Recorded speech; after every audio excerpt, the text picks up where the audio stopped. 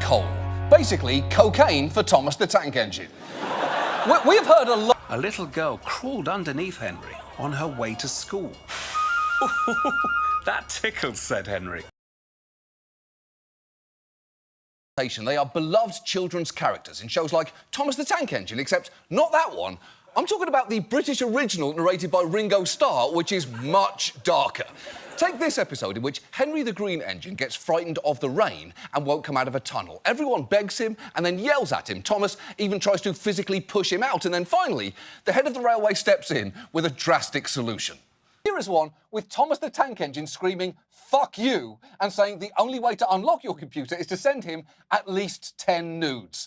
Which I'm pretty sure is a reference to the unaired final episode of Thomas and Friends, where they introduced Thomas to the concept of pornography, and he became so crazed by it, he had to be forcibly disassembled. They say if you wander the Sodor scrapyards at night, you can hear the wailing of 1,000 scattered pistons, still alive and howling for dick pics.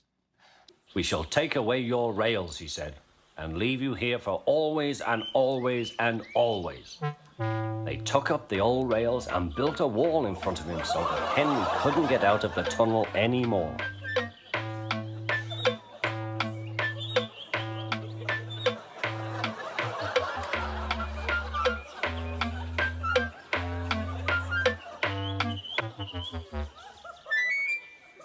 Yeah, the British version of Thomas didn't fuck around.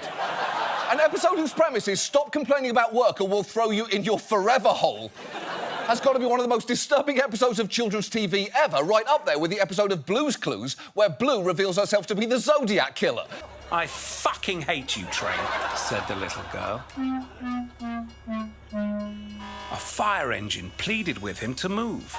"I can't move," said Henry. "I don't have any room." So they both just sat there and watched the children's hospital burn.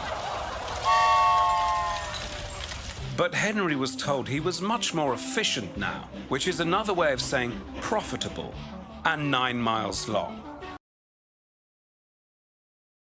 If you're thinking, well, surely that was the midpoint of the episode and Henry was eventually allowed out so that there'd be a happy ending with all his friends. It wasn't. This is how it ends. He wondered if he would ever be allowed to pull trains again. But I think he deserved his punishment. Don't you?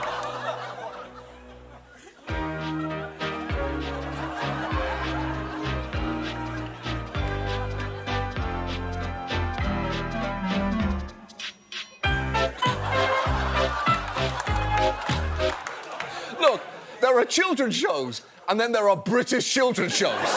And that is why I am, and this is true, like this.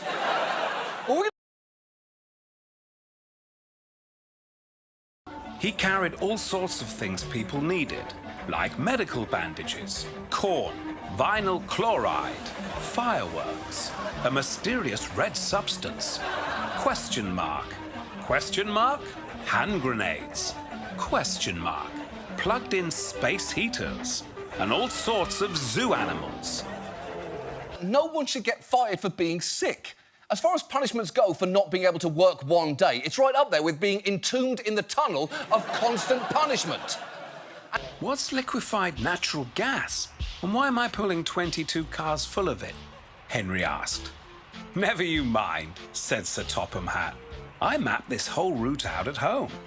That's a weird thing to do, and I don't really know how to respond to it," said Henry. "Just mind your business, like a good little rolling death machine." Sir Topham Hatt said. "Sorry, I'm a what?" asked Henry. And once you get past 3 items on a priority list, anything after that isn't a priority by definition. It's like ranking your favourite Beatles. There are 3 that you care about and 1 afterthought who narrates sadistic children's shows about abused trains. Then one day, a wheel on one of Henry's tank cars started overheating. His engineer hadn't had a chance to inspect it in months. Henry was getting worried. "It seems my caboose is loose. I can't drive with a loose caboose," Henry told the driver, but it was too late. "Oh, shit," said Henry. Henry the freight engine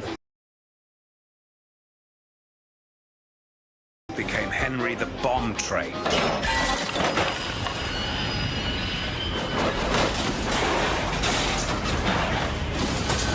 About being afraid of retaliation. Until we fix all of this, we might really need to fundamentally change our children's programming to show the world of trains as they currently are. Once upon a time, on the island of Sodor, there was a train named Henry. Henry was a freight train. And he pulled all kinds of important materials around. But then one day, Sir Topham Hatt had an idea. And suddenly, Henry got longer and longer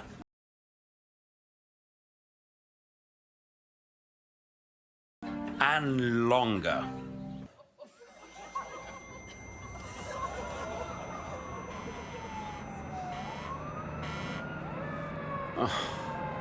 Well, thought Henry.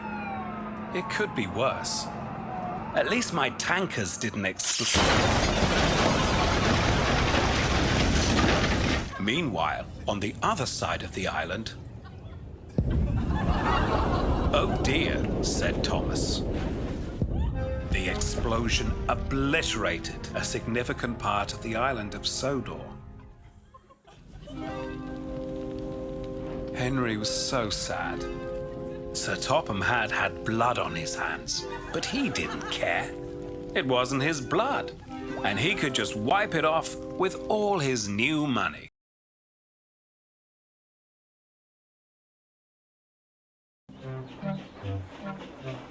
Henry got so long, when he rested, he started getting in people's way, and drivers got very angry with him. I'm late for work. What's the fucking hold-up, train? Said the driver. A little old lady shouted to Henry, get fucked! As for Henry, he was taken out of commission and put in a tunnel. But as trains can't die, he just had to suffer forever and ever. But I think he deserved his punishment. Don't you? That's our show. Thanks so much for watching. We'll see you next week. Good night.